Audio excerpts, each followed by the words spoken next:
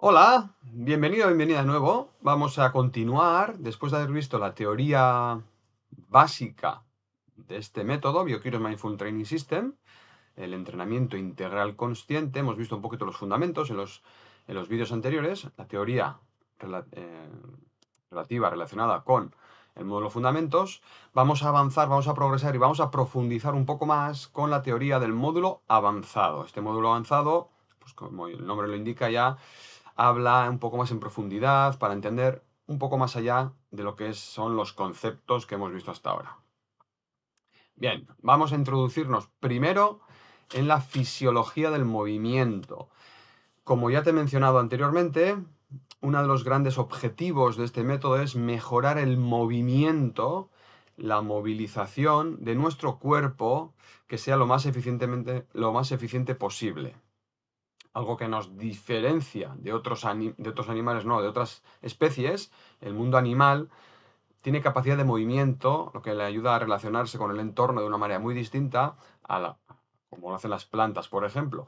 Y en nuestro caso, respecto a otros animales, también nos diferenciamos porque nuestro movimiento se basa en la bipedestación. Y eso requiere ciertas adaptaciones bastante importantes, que iremos viendo un poquito. Vamos a entender un poco cómo funciona el movimiento en general y después veremos cómo en nuestro caso podemos hacer para mejorarlo. ¿De acuerdo? Bueno, pues vamos allá. ¿Qué es lo que produce el movimiento? ¿Quién es el encargado de ejecutar el orden final del movimiento? Bueno, pues ese es el músculo. El músculo es el que va a producir una contracción, una acción para que se mueva el cuerpo. ¿Cómo lo hace? Pues traccionando los huesos o la estructura ósea, que es un poco la estructura de soporte. Tenemos un soporte y los músculos lo mueven. Bien, pero estos huesos tienen una función. Entre otras cosas, también protegen a nuestras vísceras. Aparte de tener huesos para la estructura, para mantener una estructura, también tiene una función protectora. Otros huesos, como puede ser, por ejemplo, la columna vertebral o la caja torácica o el cráneo. Bien, protegen las vísceras. Hay una relación entre los huesos de las vísceras, pero es que estas vísceras, ya sabemos, ya hemos hablado, cómo tienen una conexión muy directa y muy íntima, al igual que los huesos y los músculos, con la fascia. Todos están unidos, protegidos y moldeados por la fascia, por el tejido fascial. Bien, pero a su vez, todos ellos están gobernados por el sistema nervioso central. Hay un ordenante, no sé si se dice así la palabra, hay alguien que manda señales en función de las informaciones que recibe, interpreta esas informaciones y después decide qué es lo que hay que hacer. Ese es el sistema nervioso central que, a través del sistema nervioso periférico y el sistema nervioso autónomo, manda a ejecutar unas acciones. Por lo tanto, cuando hablamos de movimiento, tenemos que tener en cuenta todas estas áreas, tanto el músculo, como los huesos, como el tejido óseo, con la estructura ósea, como las vísceras, como la fascia, como el sistema nervioso. ¿De acuerdo? Eso es muy importante. La relación entre todas ellas va a influir directamente en la calidad del movimiento. Bien, te voy a ir ahora presentando ciertos conceptos, formas de entender, para ubicar lo que es el movimiento. Bien, vamos a hablar de la regla de desviación de Magnus de 1924. Estamos hablando de hace unos pocos años. Estamos en el 2025, pues mira si no ha llovido, ¿eh?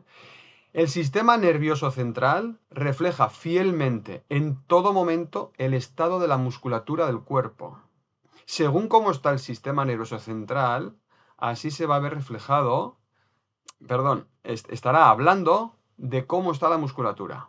Pero también yo lo interpreto a la inversa. Es decir, si el sistema nervioso central no está bien, va a repercutir sobre la musculatura. Si la musculatura no está bien, va a repercutir también sobre el sistema nervioso central. Es bidireccional.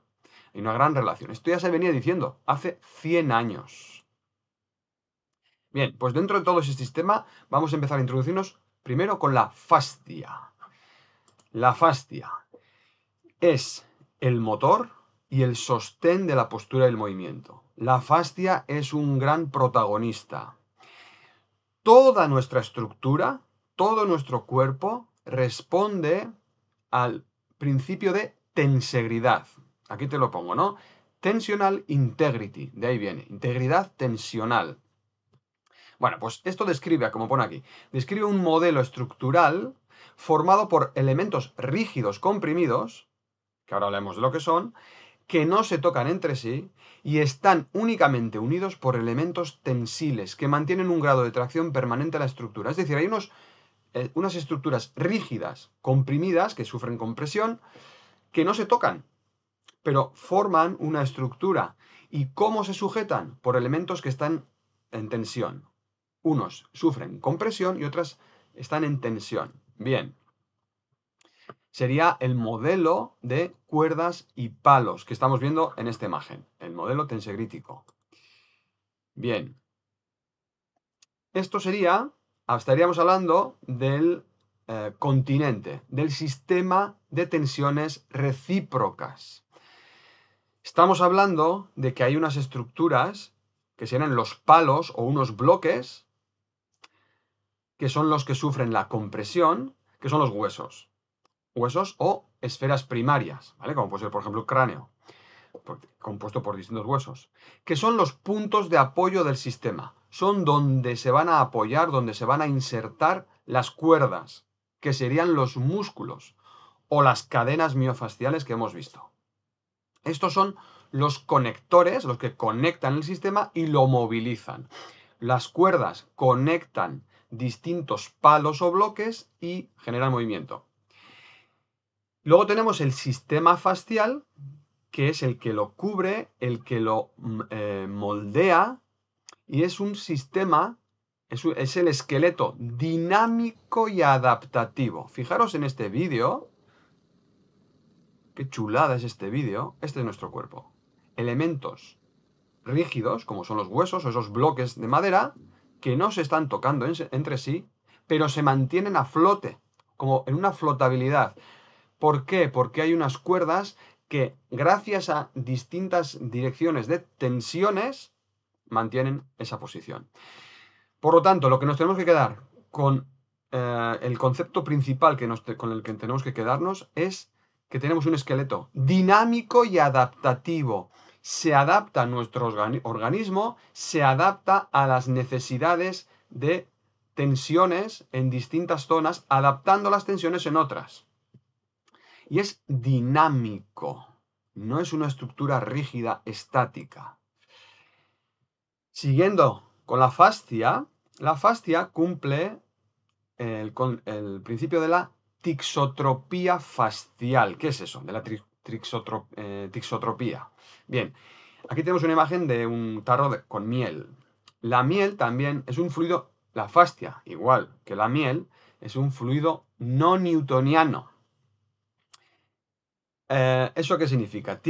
Responde distinto a un fluido newtoniano. Olvídate de las palabras gordas estas que te acabo de decir. Simplemente entiende que la miel y la fascia, las dos y por igual, cumplen con el principio de tixotropía. Es decir, tú, en un tarro de miel, si vas introduciendo el dedo, si apoyas el dedo simplemente de manera muy suave, no pasa nada. El dedo no entra, no penetra. Bien, si por lo contrario pegas un golpe muy fuerte con el dedo en la miel, tampoco vas a poder meter el dedo porque se va a compactar la miel. De repente toda la estructura se compacta. Para conseguir meter el dedo en la miel y luego darte, ¿no?, un buen lametazo como Winnie the Pooh, tienes que ir despacito. Tiene que haber una intensidad media, ni muy baja ni muy alta. Si es muy baja, el estímulo es demasiado bajo, no vas a poder entrar, esa estructura o esa sustancia no va a ceder, y lo mismo pasa cuando el estímulo es demasiado alto. Pues lo mismo pasa con nuestro cuerpo. Nuestra fascia responde igual. Ante estímulos demasiado suaves no. Ante estímulos suaves, medios, va a haber una fluidez. Esa fascia se va a adaptar. Ante estímulos demasiado bajos o demasiado altos, vamos a llevarlo a la rigidez. O va a permanecer rígido porque el estímulo no ha generado ningún cambio, o va a llevarlo a la rigidez por una excesiva intensidad del estímulo mecánico en este caso. ¿De acuerdo? Por lo tanto, a la hora de trabajar la fascia, tenemos que tener muy en cuenta esto. Nuestro cuerpo, el principal moldeador y el principal encargado de mantener un buen movimiento es la fascia. Por lo tanto, si hacemos ejercicios donde la intensidad es demasiado elevada, el músculo va a poder soportarlo, pero la fascia es posible que no y se vuelva rígida. Si la fascia se vuelve rígida, el movimiento muscular, neural y vascular se va a ver muy comprometida y nos va a llevar a un estado peor del que estábamos. Por lo tanto, todo con mucho cariño. No demasiado suave, ¿eh? Pero tampoco demasiado fuerte. ¿De acuerdo? Bien. Otro concepto importante en el movimiento. Ya hemos hablado de que hay que trabajar con unas intensidades moderadas. También vamos a hablar del concepto de estabilización en el movimiento. Tú para moverte, tu cuerpo tiene que estar estable. El movimiento es muy inestable y hay zonas que para permitir un movimiento correcto y que sea un movimiento mucho más eficiente, tienen que estabilizar la estructura en unas zonas. Bien, aquí te lo pongo. Una parte o segmento se mueve, pero otra debe de estabilizar el cuerpo. Es decir, por ejemplo, aquí tenemos dos opciones, dos ejemplos distintos. En una, la persona está sentada sobre un banco y la otra está de pie ante un banco. Bien, si la persona que está sentada en un banco se quiere levantar, para poder levantarse, para poder aplicar fuerza a ese movimiento, tiene que haber una estabilización de una parte de su cuerpo. Se va a movilizar la columna, la parte inferior va a estar estable, va a estabilizar la estructura. Si lo que queremos es, estamos frente a un banco y queremos subir el banco, tiene que haber una parte que soporte la carga y la estructura, que estabilice la estructura, y esa va a ser la parte superior, porque vamos a mover las piernas. Por lo tanto, en el movimiento vamos a tener que fijarnos mucho en estabilizar bien. Si vamos a mover un segmento, otros tienen que estar estables para permitir una correcta ejecución del movimiento. Bueno, estos señores ya hablaban, Karel y Berta Bobat, hablaban de que la postura es un movimiento parado. Es decir, la postura, siempre pensamos la postura, algo como muy quieto, ¿no? Es un movimiento parado. Es decir, el movimiento es una postura más el factor tiempo. Dicho de otra manera, la postura es un movimiento en su mínima amplitud, pero es un movimiento. Volvemos a hablar de lo dinámico de nuestra postura, de la parte dinámica. No hay, tú cuando estás de pie, quieta o quieto, nunca estás quieto. Estás en el mismo sitio, en el mismo lugar, pero tu cuerpo está en un continuo balanceo de regulación de tensiones. Todo el rato, no hay manera de tener una postura sin movimiento, a no ser que estés en una posición de cúbito supino, tumbada boca arriba, y ahí sí que no hay movimiento. Pero eso no es postura. La postura bipedestación requiere de continuos ajustes. Es una postura dinámica. Todo es movimiento. Si hemos hablado un poquito, ¿no?, de las estructuras que tienen que ver con el cuerpo, vamos a hablar ahora de la columna. La columna o la estructura ósea. La estructura ósea, dentro de la estructura ósea tenemos la columna vertebral, que su función principal es la de proteger la médula espinal, los grandes tubos que mandan la información. El Internet, nuestro Internet, el que recibe y manda información. No sé si la fibra es simétrica o asimétrica, pero información manda mucha y a mucha velocidad, mucha más que la que tenemos en casa. Bien, los brazos y las piernas, en la estructura ósea, los brazos y las piernas son las encargadas del movimiento. Acuérdate que venimos de una cuadrupedia, que usábamos los brazos y las piernas para movernos o para relacionarnos con el entorno, ¿no?, con los brazos para agarrar cosas, etc. El cráneo y la columna, como te digo, son para proteger el cerebro y la médula espinal, nuestro sistema nervioso. Y luego tenemos la caja torácica, que su principal función es la de proteger las vísceras, sobre todo, en especial, ¿no?, pues el corazón y los pulmones. Luego ya las vísceras abdominales las protegerá la faja abdominal. Pero a nivel de estructura ósea, estas son las funciones que tiene principalmente. Bien, esta columna, esta estructura, tiene un movimiento también. Vamos a hablar del movimiento que realiza la columna. Por una parte tenemos el movimiento de flexión, cuando el cuerpo se dobla hacia adelante, eso le llamamos una flexión de columna, y cuando el cuerpo se dobla hacia atrás, la columna se dobla hacia atrás, es el movimiento de extensión. Eso se realiza, según la posición en la que estemos, con unos músculos, se implican más unos músculos que otros, pero se realiza a través de la contracción muscular. ¿Vale? Puede ser un movimiento voluntario o también puede ser, nuestra columna puede estar adaptada, se ha podido adaptar y puede estar manteniendo una postura, por ejemplo, de flexión. Y una postura de flexión, por ejemplo, un adelantamiento de la cabeza y del pecho hacia adelante y hacia abajo, va a conllevar después una adaptación a nivel pélvica también para mantener el equilibrio. Por lo tanto, cualquier movimiento que realicemos en una parte de nuestra estructura va a requerir otra adaptación en otra zona, tanto a nivel óseo como a nivel muscular y fascial. Bien, estos son los movimientos de flexión-extensión que trabajaremos muchísimo en este método, porque lo que nos interesa es que nuestro cuerpo sea capaz de mantener estos movimientos. Si hay una predominancia, como hablábamos, de cadenas miofasciales, va a haber movimientos restringidos que no nos interesan para nada. Flexión-extensión, tenemos también la flexión lateral o lateralización y la torsión. Todas ellas se deberían de trabajar en una progresión más o menos lógica, que ya te plantearé en la parte práctica, para asegurar la correcta adaptabilidad de nuestro cuerpo. Porque al final no es como antes, ¿no? Que antes íbamos a cazar, trepábamos, etcétera, pero nuestro cuerpo tiene que estar liberado para mantener un buen funcionamiento interno. Bien, ¿y cómo trabajaremos estos movimientos de columna, la movilización de columna? Es muy importante que te fijes en este concepto, con esta idea. Si esto que vemos aquí es la cabeza, la esfera, ¿no? La esfera del cráneo, y esta es la parte anterior, donde está la flecha es la parte anterior, para hacer una flexión, podemos hacer una flexión tirando hacia adelante y hacia abajo. Si tiramos hacia adelante y hacia abajo, la columna se va a comprimir. Al tirar hacia abajo, se aplasta, las vértebras se aplastan y comprimimos, generamos compresión en toda la estructura. Para que esto no suceda, para mantener los espacios abiertos entre vértebra y vértebra, o mantener lo más abierto posible, es importante dirigir ese movimiento de flexión no desde delante, sino desde atrás.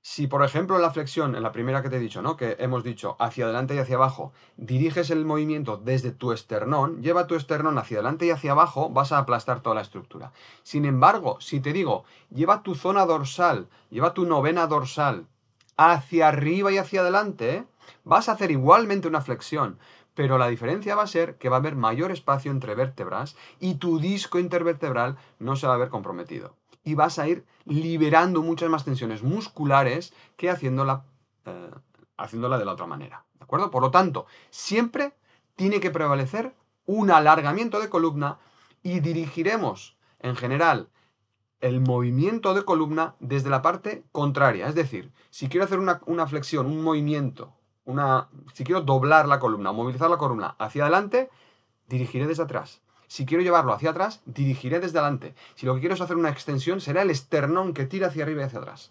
Si quiero hacer una lateralización hacia la derecha, será el lado izquierdo que tira hacia arriba. Y viceversa. ¿De acuerdo?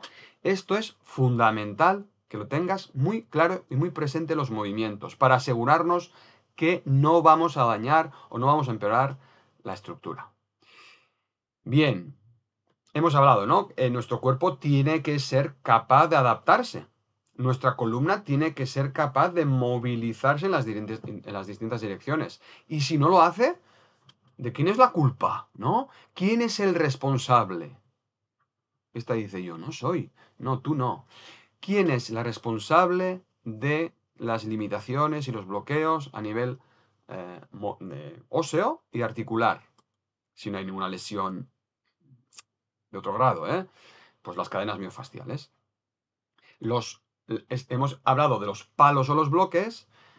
Vamos a hablar ahora de las cuerdas. Las cuerdas son las que permiten el movimiento o lo bloquean o lo permiten, ¿vale? Y los que generan. Bien, las cadenas miofasciales, que ya te hablé un poquito de sus características. Estas cadenas miofasciales hablan de la fascia nuevamente. Miofascial significa músculo, mio es músculo y fascial es fascia. Bueno, tenemos que entender que esa fascia de la que hemos hablado es como una sábana.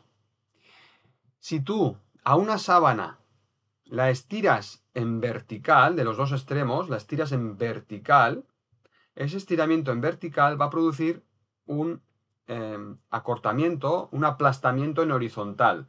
Un aumento de tensión va a producir un aumento de compresión. Las tensiones se adaptan. Con lo cual, si tú, por ejemplo, quieres estirar tu cuerpo y liberar tensiones, si simplemente haces un alargamiento vertical, donde tu cráneo se aleja de tus pies y tus pies de tu cráneo, la respuesta del cuerpo va a ser a aplastarse en horizontal. ¿Me explico? Si lo que queremos es quitar las arrugas de nuestra sábana, tenemos que hacerlo en las 4 direcciones. Tenemos que tirar hacia arriba el cráneo que se aleja de los pies que se alejan del cráneo, y después la elongación lateral de la cintura escapular. Especialmente es la cintura escapular la que nos va a ayudar ensanchando ese contorno de sujetador, ese anillo de la cintura escapular. Vamos a hacer que la sábana pierda sus arrugas. También muy importante. ¿Vale? Por eso es tan importante, después hablaremos de no solo la elongación de la columna, sino también de la elongación lateral de la cintura escapular. Bien, hemos hablado del sistema de tensiones recíproco, que sería un poco el continente. Pero claro, eso es simplemente para proteger y para movernos. Pero ¿qué nos mantiene vivos, no? Bueno, pues ahí tenemos el contenido, el sistema hidroneumático. El nombre es un poco raro, ¿verdad? Bueno, ¿qué es esto? Pues son el contenido. Es principalmente aire y líquidos. Gracias a ellos podemos producir energía a través del aire y de los líquidos que tenemos en el cuerpo. Esto, evidentemente, el contenido interactúa con el continente. El sistema hidroneumático estaría relacionado con el movimiento visceral, con su movimiento. El movimiento visceral está siempre, sin parar, en una continua expansión y retracción. Todo va para volver. Todo el rato hay una expansión y una retracción. Los pulmones, los corazones, los intestinos, todo se expande y se retrae continuamente. Incluso el movimiento del cráneo también. El cráneo también tiene un movimiento de expansión y retracción. Por lo tanto, es muy importante que esto se pueda permitir. Y está muy relacionado con cómo tengamos la estructura, el continente. Sistema de tensión recíproco está en intertensión, sufre de tensión y de compresión las estructuras más rígidas, ¿no? Los músculos sufrirán de tensión y los huesos de compresión. Pero es una adaptación de tensiones constantemente. No hay un momento de parón, a no ser que cuando estemos durmiendo parados, ¿no? Quiero decir. Y luego el sistema hidroneumático, las vísceras, están en expansión, retracción constante también. Y todo esto está gobernado por el sistema nervioso central. El sistema nervioso central tiene que tener, tiene que tener controlado todo esto. Anda, que no tiene trabajo. ¿De acuerdo? Por lo tanto, según cómo funcione, si todo esto lo tenemos funcionando bien, vamos a tener un sistema nervioso mucho más eficaz, con mucho menos trabajo, se va a cansar mucho menos, va a hacer el trabajo mucho más, en una dirección mucho más correcta. Bien. Siguiendo con el movimiento, tenemos que entender que nuestro sistema nervioso central, hemos dicho, ¿no?, que recibe unas informaciones y en base a eso adapta, interpreta lo que está pasando y produce una respuesta. Bueno, pues a nivel muscular tiene unos receptores que lo que hacen es medir los usos neuromusculares o los usos musculares, aquí te pone, son receptores del estiramiento. Esos miden cuándo el músculo se está estirando. Y luego tenemos los orgánulos de Golgi, que miden cuando un músculo se está contrayendo. Bien, ¿qué es lo que pasa? Bueno, pues cuando hay un estiramiento, los usos musculares mandan la información de lo que está sucediendo al cerebro. Hay un estiramiento. El músculo es una goma. Si se estira en exceso se puede romper. Por lo tanto, en una primera fase, el cerebro, al recibir esa información, sabe que el músculo se está estirando. Como defensa, en la misma intensidad que se está estirando ese músculo, va a producir una contracción, la misma intensidad. Se llama reflejo miotático. Por si acaso dice, bueno, por si acaso frena, que no sabemos lo que va a pasar. Pero claro, luego se agota, ¿eh? Son unos 20 segundos de contracción que se llama reflejo miotático. Puede pasar también a la inversa. Cuando el músculo se contrae, hay una contracción para que no se sobresolicite ese músculo. Los orgánulos de Golgi lo que hacen es mandar la señal al cerebro. El cerebro dice, bueno, por si acaso vamos a aflojar un poco. Detectan, estos están en el tendón, detectan esa carga y según la fuerza a la que estemos trabajando de la contracción, pues si se vuelve muy fuerte, lo que hacen es mandar la señal al cerebro para que éste mande la señal de que se relaje el músculo. Es decir, que todo el rato estamos adaptándonos, ¿vale? Hay un control exhaustivo de nuestro sistema nervioso central. Es muy importante que nuestro sistema nervioso central, la comunicación, esté de manera adecuada. Bien, vamos a pasar ahora a ver la relación de las vísceras con el movimiento y la postura. Y simplemente esto es para entenderlo un poco, cómo ya se ve, y se trata de hecho, cómo vemos cómo, por ejemplo, una disfunción de un órgano o una víscera afecta a nivel muscular y facial. Por ejemplo, la próstata afecta a estos niveles, produciendo bloqueos en la quinta vértebra lumbar, lumbalgia, sobre todo el lado derecho, piramidal derecho, etcétera, etcétera. La vejiga, en ese caso, pues tiene más relación con los gemelos, la tercera lumbar, dolor encima del pubis.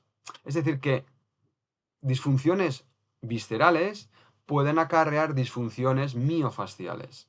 Los riñones en la parte un poco más alta, rodillas. Bueno, aquí tenéis todos estos datos que ahora tampoco nos interesan porque nosotros no vamos a tratarlos. Pero sí tenemos que entender que muchas veces unos desequilibrios, disfunciones miofasciales pueden estar causados por disfunciones viscerales. Y que si tú trabajando solo a nivel mecánico, ¿no? Con la respiración y la postura, con ejercicios de fuerza y estiramiento, no consigues ninguna mejoría, es posible que haya una causa que no has tenido en cuenta, que puede ser esta. Por eso te lo presento, ¿vale? En este caso lo ideal sería pues tratar con un osteópata, un fisio-osteópata que maneje estos temas, ¿de acuerdo?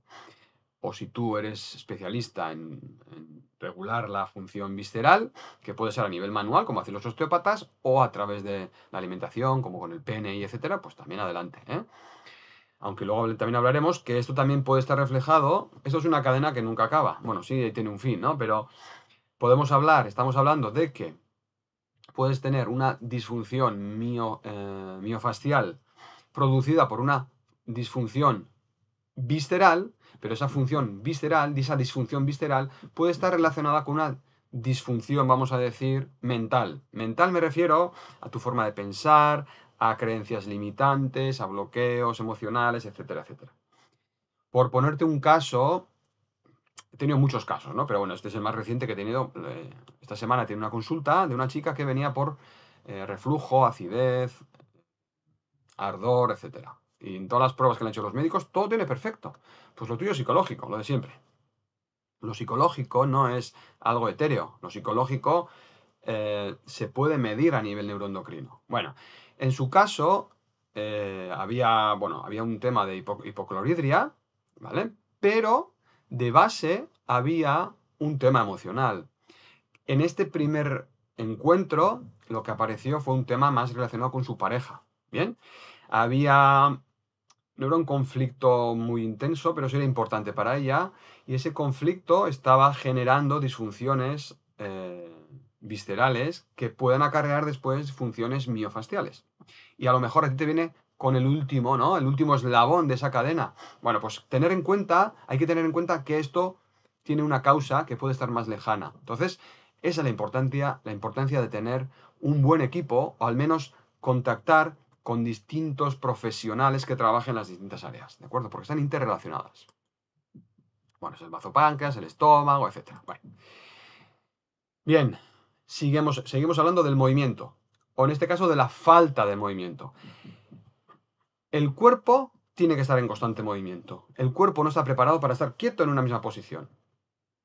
Si en decúbito supino, la presión, bueno, si en bipedestación, la presión intradiscal, que estamos en contra de la gravedad nos aplasta, es de un 100%, en decúbito supino sería menor porque la gravedad nos aplasta menos, la columna sufre menos, en decúbito lateral un poco más, pero fijaros ya cómo, si nuestra postura en decúbito supino, en bipedestación, nuestra postura ya no es correctamente alineada, ya aumenta la presión intradiscal, el estar sentado también aumenta mucho la presión intradiscal y ya malas posturas en sentado es horroroso.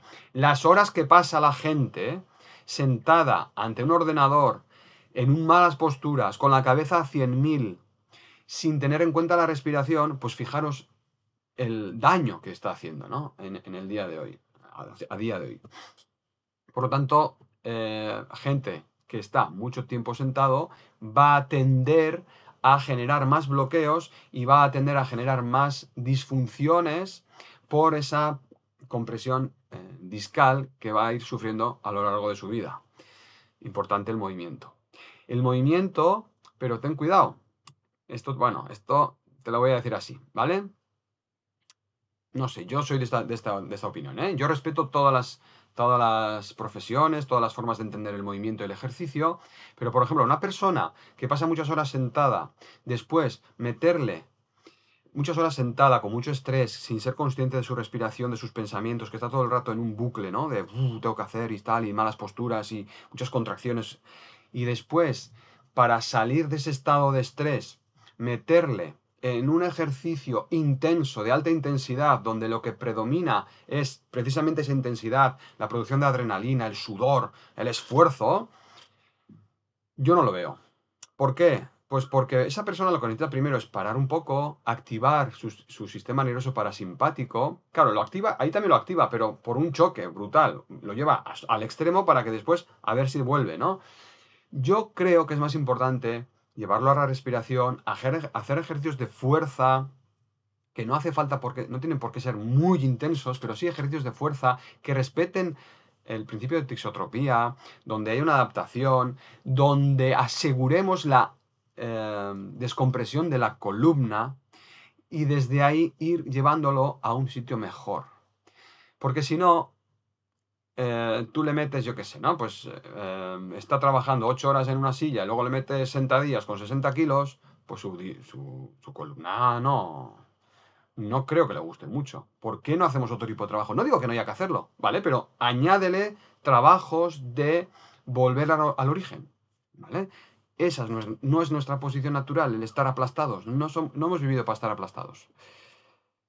Por lo tanto, estática antigravitatoria, todo el rato quieta, en contra de la gravedad, una postura quieta en contra de la gravedad, nos vamos a aplastar, nuestro cuerpo peta.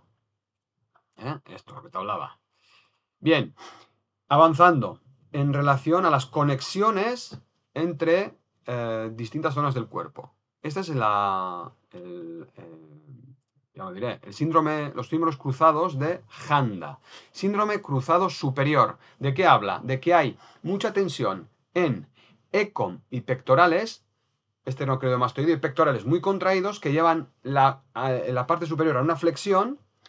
Esa flexión hace que los extensores, serrato anterior y trapecio inferior, ¿no? Los extensores de atrás se inhiban, no pueden, tienen que ceder, y a su vez, como me está llevando hacia adelante y la cabeza se me caería, tengo que mantener una tensión atrás para mantener la horizontalidad de la mirada. Con lo cual, trapecio superior y elevador, los suboccipitales, todos están muy contraídos, con lo cual hace que los flexores cervicales estén inhibidos. Los agonistas hacen que los agonistas contraídos, hipertónicos, hacen que los antagonistas estén inhibidos. Ese es el síndrome cruzado superior, muy típico hoy en día, muy típico, muy típico. Ya te digo, aparte de las posturas en pantalla, que nos llevamos a una flexión, también hablaremos otro día, en la parte práctica veremos más sobre todo la parte de cómo sentarnos bien, porque eso hace que si no nos sentamos en una retroversión pélvica, eso nos obliga a llevar el cuerpo a una flexión, sobre todo parte superior, y hacemos después pues estamos provocando todo el rato este síndrome cruzado superior, que después, a la tensión que tienen estos músculos, le añadimos una flexión cervical, pero pues, estos músculos que ya están sobresolicitados de antes, los sobresolicitamos más y esto es un follón que nunca acaba. Por lo tanto, esto habría que trabajarlo, ¿no te parece? Lo mismo pasa con el síndrome cruzado inferior. Psoas ilíaco, que es el flexor de cadera, y recto femoral muy contraídos, hipertónicos, sus antagonistas glúteos inhibidos. Y los glúteos son súper importantes para mantener la postura. Extensores de columna, las lumbares muy tensas, abdominales inhibidos. Y esto es el síndrome, por eso son síndromes cruzados, porque si ves, uno lleva al otro. La parte inferior hace que la parte contraria superior también se vuelva hipertónica, ¿de acuerdo? Por lo tanto, si lo que tenemos es, por ejemplo, una zona dorsal inhibida, habrá que ver la parte contraria. Igual lo primero que tenemos que hacer es, en vez de... Siempre vamos, bueno, siempre no, pero mucha gente va a busca fortalecer los músculos inhibidos. Pero es que igual primero tienes que inhibir un poco, relajar, adecuar el tono de los hipertónicos. Porque ya solo con eso los demás músculos tendrán mucha más facilidad para ejercer su función. Síndromes cruzados de Handa. Tiene mucha influencia. Esto lo trabajamos. También tenemos que tener en cuenta, de la misma manera que te hablaba de la relación de las vísceras y la influencia de las vísceras que puede tener la postura, también los captores posturales. Nuestro cuerpo adapta la postura en base a lo que le dice el cerebro, pero es que el cerebro recibe señales para saber, para determinar, oye, estoy así, sabe que estoy así, porque hay unos captores de postura, que son el oído, la vista, la mandíbula, el sistema muscular, o más que el sistema muscular es la columna o el raquis, la piel, los pies. Todos estos, los pies especialmente, tienen muchos captores. Todos estos mandan señales de cómo estamos colocados, de qué estamos, hacia dónde estamos orientados, etc. Y si alguno de ellos no funciona demasiado bien, la información va a estar distorsionada, la adaptación va a estar distorsionada. Por lo tanto, es muy importante también saber que a veces, por ejemplo, tengo una lateralización de cabeza, como este perrito, qué mono es. Este perro tiene la cabeza lateralizada y dices, bueno, es que tiene mucha tensión en el lado derecho. Bien, o no. Igual tiene tensión en el lado derecho por una adaptación, porque no ve bien de un ojo, entonces adapta la postura, o no oye bien de un oído y adapta la postura. ¿De acuerdo? Por lo tanto, lo que se ve fuera, lo último que vemos a nivel postural, no significa que esté ahí el origen. No, es que tiene mucha tensión en los escalenos, vamos a decir, ¿no? Estoy aquí, tengo mucha tensión en los escalenos, pero es que esa tensión posiblemente puede estar el origen puede ser un tema neural, yo qué sé, ¿no? Pues algún nervio, algún par craneal que esté provocando una adaptación, o puede ser la masticación, o puede ser el tema ocular, oído, etcétera, etcétera, etcétera. ¿De acuerdo? Por lo tanto, cuando no sepamos o no estemos seguros de lo que está pasando ahí, derivemos a especialistas. También puede tener todo esto que ver, aunque no lo ponga aquí, también con la boca, con la mordida. Bien, hablando de la vista, los ojos tienen músculos. No sé si pensabas que esto va por imanes. No, los músculos se mueven, perdón, los ojos se mueven a través de los músculos oculares. Entonces, tenemos de movimientos hacia arriba y hacia afuera, que serían los músculos rectos superiores y los músculos rectos laterales. Hay un movimiento de subir y de ir hacia afuera por esos músculos, y los movimientos de hacia abajo y hacia adentro, los músculos rectos inferiores, músculos rectos internos. Bueno, poco nos importa los músculos que son, los nombres, esto nos importa más bien poco. Lo que sí tienes que saber es que hoy en día poco se mira hacia arriba y hacia afuera, muy poco. Se mira mucho hacia adentro y hacia abajo, por las dichosas pantallas del móvil. Tenemos muy perdida la vista hacia lo lejos. No hay una adaptación, no permitimos que nuestra vista se adapte. Estamos perdiendo mucha vista por esa tensión muscular que mantenemos todo el rato en una misma dirección. Por eso es tan importante que después de estar, por ejemplo, una hora leyendo o mirando muy cerca, con la pantalla del móvil, tu mirada va a estar hacia adentro y hacia abajo, van a ser esos músculos rectos inferiores y músculos rectos internos que van a estar haciendo ese trabajo para llevar el ojo en esa dirección, se van a sobresolicitar y los demás van a estar inhibidos. Después vas a perder la adaptación a lo lejos porque tu ojo no puede adaptarse bien. Por lo tanto, vamos a trabajar también sobre los músculos oculares, relajándolos, adaptando sus tensiones, ¿vale? Es un trabajo muy interesante este. También podemos usar la posición de los ojos para para interferir no es la palabra, para influenciar un poco más en las cadenas miofasciales. Cuando los ojos tiran hacia arriba, cuando la mirada es hacia arriba, se estira un poquito más la cadena anterior. Por lo tanto, en este ejercicio donde estamos estirando la cadena anterior, podríamos llevar los ojos hacia arriba. ¿Bien? O en este ejercicio donde estamos en extensión de tobillos, es lo mismo, ¿vale? Parte anterior. Si lo que queremos es aumentar un poquito la tensión de la cadena o el estiramiento de la cadena posterior, de la cadena de extensión, pues podemos llevar los ojos hacia abajo. Bien, bueno, podemos trabajar o incluso podríamos estar moviendo los ojos para aumentar levemente y disminuir levemente la tensión de una cadena muscular.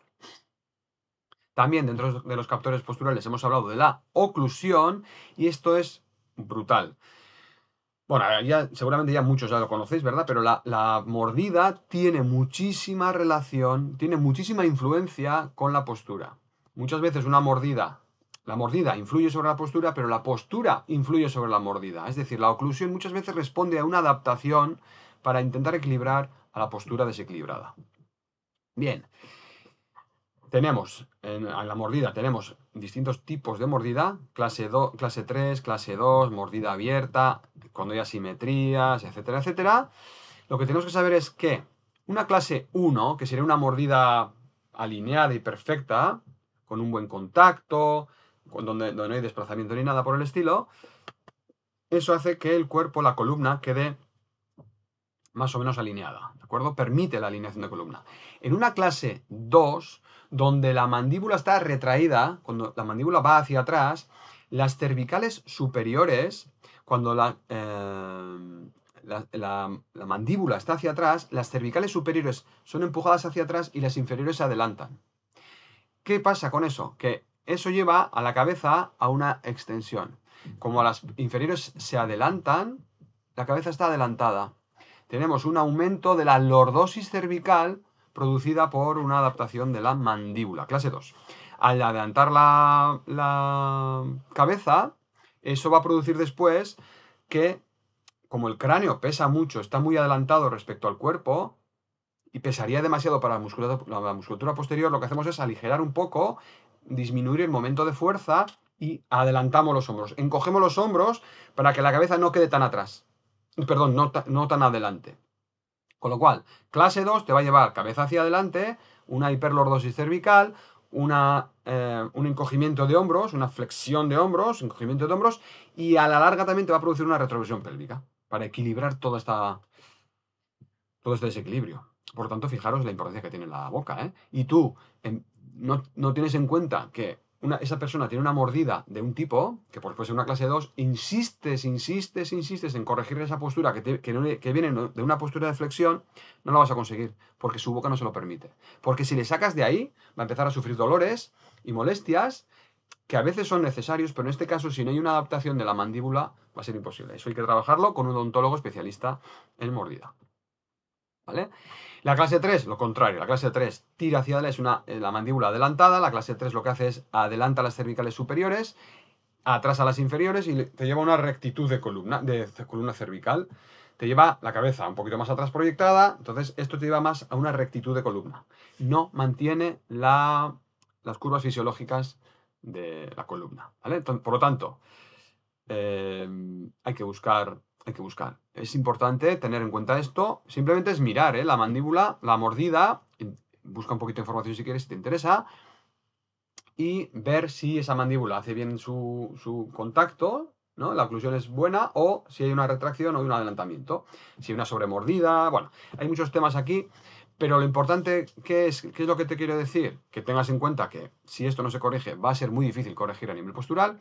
Y esto significa que deberías tener un contacto, algún profesional que trabaje esto, ¿vale? Yo tengo un cliente, ya lleva años conmigo, empezó en clases de K-Stretch, mejoraba, pero no del todo, y ya empezó a trabajarse con la misma odontóloga a la que voy yo, que trabaja con dentosofía, que es un trabajo súper interesante, donde a la vez que trabajaba la boca, ha estado trabajando conmigo ya en sesiones individuales, hemos ido trabajando la postura y es increíble. Esa persona, tengo fotos, ¿vale? Del antes y el después, el de la hora. Es increíble cómo esa persona que estaba en una flexión brutal, con un síndrome cruzado superior brutal, con la cadena la cabeza súper adelantada, con una flexión de columna increíble, con una hipercifosis increíble, cómo adecuando su mordida y trabajando de manera con respeto, ¿vale? No ejercicios muy intensos, sino con respiración, conciencia.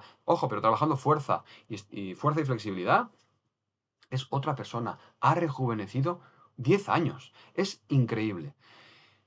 También es cierto que este tío es muy metódico, ¿vale? Pero, ¿qué quiero decir con esto? Si tú quieres, lo haces. Punto. Lo que pasa es que hay que tener en cuenta muchos puntos. Y esta es una, muy importante. Tan importante como el apoyo plantar. Todo nuestro sistema, toda nuestra estructura se asienta sobre unas bases. Si esas bases no apoyan bien, la tenemos liada. Por lo tanto, estaría bien también tener contacto con un podoposturólogo por si tú ves que tiene esas rodillas están muy hacia adentro, en un valgo o en un varo, o los tobillos igual, o ves algo, ¿no? O dismetrías de pelvis o lo que sea, podoposturólogo, osteópata, hay que ir viendo un poquito dónde puesto el origen y trabajarlo para que tu trabajo mejore exponencialmente. Bien, avanzamos. Vaya rollo te estoy metiendo, ¿verdad? Pero es que es muy importante todo esto tenerlo en cuenta porque el secreto está en entender cómo funciona el cuerpo humano y desde ahí, entre todos, darle las premisas necesarias, las informaciones correctas a esa persona. Bien, entendiendo el movimiento, tenemos que entender el movimiento, lo manda, hemos dicho, no, el que manda es el cerebro, el sistema nervioso central, ya, pero es que utiliza unos mensajeros. Alguien dice oye, hay que hacer esto, vale, pero alguien lo tiene que mandar y luego lo tienen que ejecutar. Los mensajeros son las hormonas. Hay distintas hormonas encargadas de distintas funciones. Tenemos hormonas que ayudan o permiten ese movimiento. Porque claro, para generar movimiento necesitamos gastar energía, producir energía. Bueno, pues tenemos, por ejemplo, la respuesta endocrina al movimiento, para producir movimiento, ¿cuáles son las hormonas? Uno está GH, que es el Growing Hormone, es la hormona de crecimiento, que lo que hace es aumentar la síntesis proteica. Este es el que te ayuda a desarrollar más músculo. Te voy a hacer un tip, ¿vale? Un secretito. Si tú lo que quieres es aumentar la masa muscular o mejorar el desarrollo muscular, este es importante, este músculo es muy importante. Y este músculo está hay mayor producción de esta hormona cuando estás en ayunas. Por lo tanto, una colega, ¿no? Me preguntaba, "Jo, Igor, ¿tú qué haces para aumentar la masa muscular, ¿no? Cuando entrenas? ¿Qué tomas?" Y le dije, yo lo que tomo es ayuno. Yo entreno en ayunas. Yo todas las mañanas me levanto, bueno, todas, tampoco voy a decir todas, pero casi todas las mañanas me levanto a las 5 de la mañana, siempre respetando 7 horas mínimo de sueño, también te lo digo. Con lo cual a las 10 como muy tarde tengo que estar dormido, si no me levantaré un poco más tarde. Me levanto a las 5, hago mis ejercicios en ayunas, ejercicios con mucha conciencia postural, respiratoria y de presencia, donde conecto, bueno, esto ya te explicaré en la parte práctica, ¿vale? Donde conecto con unas cualidades y trabajo en ayunas desarrollando, sobre todo hago trabajo de fuerza y flexibilidad a través de la fuerza, ¿eh? Esta hormona de crecimiento está mucho más disponible y mi desarrollo muscular ha sido mucho mayor que en todo esto, que antes, mucho mayor, ¿vale? Entonces, es importante entenderlo. Este es el encargado del desarrollo de la síntesis proteica, catabolismo lipídico, quema grasas, etc. Entonces, a la mañana pues nos viene fenomenal. La TSH es la hormona tiroidea, que predispone para producir energía, para tener energía disponible, la paratiroidea, que está relacionada con el calcio. Luego tenemos el sistema dopamina, adrenalina, noradrenalina, que esta es la que sí que nos pone toda la energía disponible, producción de energía para aumentar, lo que hace es sobre todo liberar la glucosa, ¿no? Para tenerla disponible. Tenemos el cortisol, que también hace un poco lo mismo, producción de energía, la testosterona, anabolizante y también quema de grasas, el sistema regina, angiotensina, aldosterona, y hormona antidiurética para reabsorber el sodio y el agua. Todo esto son importantes en el movimiento, ¿vale? En resumen, ante el movimiento hay un objetivo principal. Nuestro cuerpo responde ¿cómo? Aumentando el catabolismo, es decir, tenemos que producir energía. Catabolismo es cuando se rompen estructuras, ¿para qué? Para producir energía y reabsorber el agua. Estas dos se tienen que dar y eso se hace a través de las hormonas, distintas hormonas, ¿vale? Esto te lo he resumido muy resumidamente, pero es para entender que nuestro cuerpo responde. Que el movimiento influye también sobre nuestro sistema endocrino. Por lo tanto, nos va a ayudar el movimiento a mantener un sistema endocrino en buenas condiciones. Bien, entonces, ya estamos hablando un poco de que el movimiento no es solo ir de aquí para allá. El movimiento humano, el movimiento de nuestro cuerpo, es un proceso muy complejo y global. Hay un movimiento neuromiofascial, donde está implicado el neuro, que es el sistema nervioso central y periférico, el mio, que son los músculos, y la fascia, ¿no? La fascial, que es la fascia, más el movimiento visceral. Estamos hablando del desplazamiento y luego el movimiento interno. Todos ellos van de la mano. Es muy importante tenerlos en cuenta y saber, entender que funcionan en globalidad. Dentro del movimiento, que no solo es andar, también tenemos el movimiento respiratorio, relacionado con las cadenas miofasciales inspiratoria-expiratoria, anterior-posterior, posterior-anterior, que ya vimos anteriormente. Bien, la respiración es, la definición, ¿no? Transporte de oxígeno y CO2, oxígeno para adentro, CO2 para afuera, necesario para el movimiento humano, sí. Y mucho más, ¿vale? Pero en resumen es esto. Necesitamos mover estructuras, en este caso son la caja torácica y el abdomen, bueno, el diafragma, el abdomen se mueve por acción del diafragma, necesitamos movilizar estructuras a través de músculos para que entre aire en los pulmones y podamos obtener oxígeno y podamos expulsar el CO2. Es vital para el movimiento porque a través del oxígeno es donde conseguimos energía. Bien, el principal músculo respiratorio, ya lo sabes, es el diafragma, que ya hemos hablado su función a nivel respiratorio y a nivel de estabilizador de columna, a través del aumento de la presión intraabdominal. La presión intraabdominal tiene que aumentar en la inhalación, aumenta la presión intraabdominal y eso hace que la columna se descomprima y se estabilice. Pero ojo, tiene que ser una presión intraabdominal homogénea. Si la postura es incorrecta o la función del diafragma está comprometida por distintas causas, esa presión, aumento de presión intraabdominal puede ser no homogénea y podemos estar en una disfunción estabilizadora por una disfunción respiratoria. ¿De acuerdo? Bien, y mira, este es muy bonito este artículo, bueno, estudio.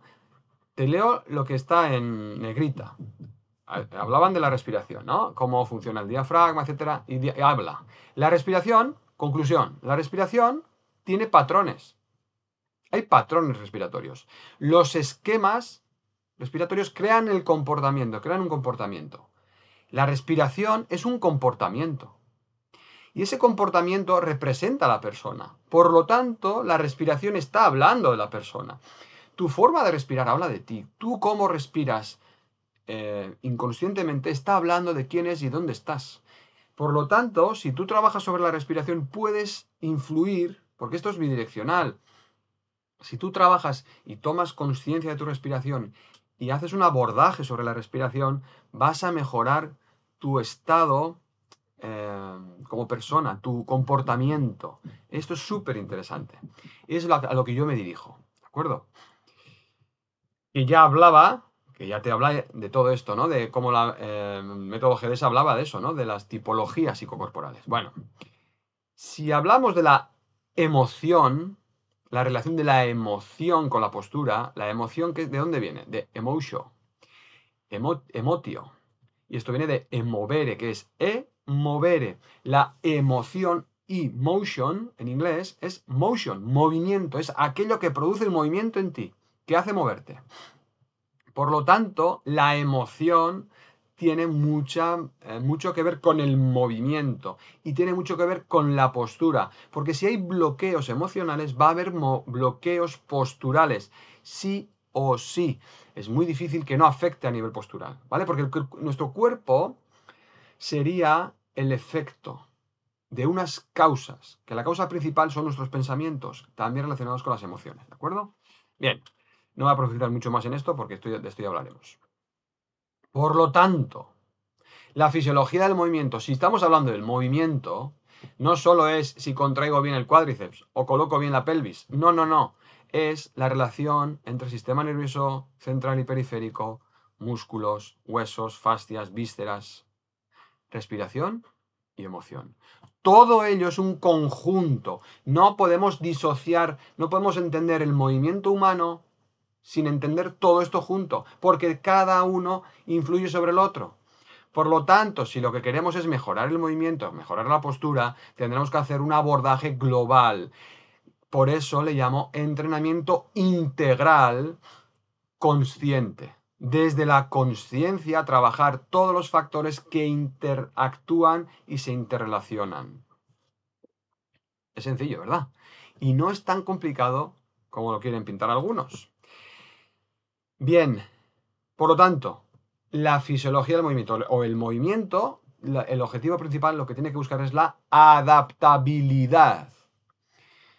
Hay gente que entrena para tener el músculo más grueso, para tener más volumen de músculo. Me parece muy bien. Es un fin estético, completamente respetable. Yo entreno para mejorar el momento de fuerza, para que ese músculo sea mucho más eficaz a nivel biomecánico, pero sobre todo entreno para asegurar la correcta adaptabilidad del cuerpo. Que yo consiga un músculo mucho más eficiente, pero otros sigan bloqueados y no permitan adaptarse a mi cuerpo a distintos movimientos, flexión, extensión, rotación, etcétera, etcétera, no me interesa. A mí personalmente no me interesa, no es ese mi trabajo. Por lo tanto, para mí, el principal objetivo del entrenamiento postural y respiratorio debería de ser la adaptabilidad. Y veremos que la adaptabilidad postural, la adaptabilidad de nuestro cuerpo, tiene mucho que ver con nuestra adaptabilidad mental. Vuelvo a decirte, por eso, entrenamiento integral consciente, donde nuestro pensamiento tiene que estar también, tiene que tener una presencia. Bien, pues esto es lo que te voy a contar en esta parte de la fisiología del movimiento. Vamos a avanzar un poco más ahora. En el siguiente vídeo veremos el sistema nervioso.